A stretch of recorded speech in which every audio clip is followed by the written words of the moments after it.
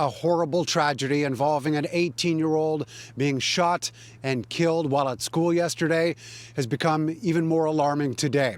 A 14-year-old student here at David and Mary Thompson Collegiate in Scarborough has now been charged with first-degree murder and attempted murder after allegedly pointing a gun and pulling the trigger on someone else.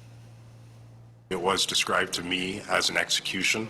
Toronto police say it was a targeted attack inside the halls of David and Mary Thompson Collegiate after the final bell, when a 14-year-old student shot and killed fellow student 18-year-old Jahiem Robinson, who was pronounced dead on scene shortly after.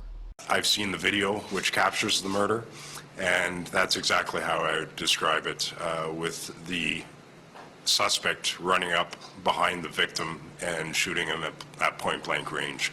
It's alleged that the accused then chased another student and attempted to shoot him, but the gun did not fire.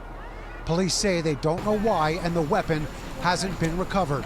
After looking at school security video and with assistance from staff and students, the 14-year-old was arrested just before 7 p.m. last night while on his way to turn himself in at 41 Division. Any kind of act of violence that takes place in a school, which is supposed to be as safe a place as there is anything other than tragic and unacceptable. I think there are some sort of broader and more profound questions that we have to address. How could it be that a 14-year-old could first of all have a gun?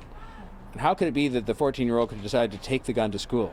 And how could it be that a 14-year-old could decide to use the gun? The age of those involved in shootings in Toronto has become alarming in recent years. 1/3 of homicides so far in 2022 have involved people under the age of 20. A 10-year action plan called Safe TO has been set out to address the issue, but authorities admit there needs to be what they call a full court press on the issue.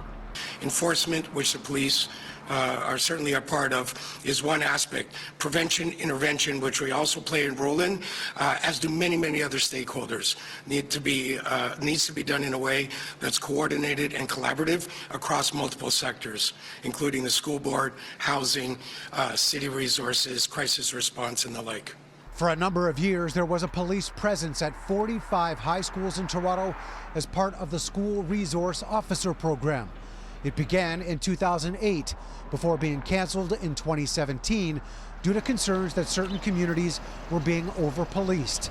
The board's director of education was asked if it should be considered again. It is not a decision that's solely made by the school board. It's a collective decision that needs to be made, really hearing from students and hearing from families. Police did say that they will now have a larger presence in the area after the incident, but didn't indicate for how long or how it might prevent a horrible tragedy like this from happening again.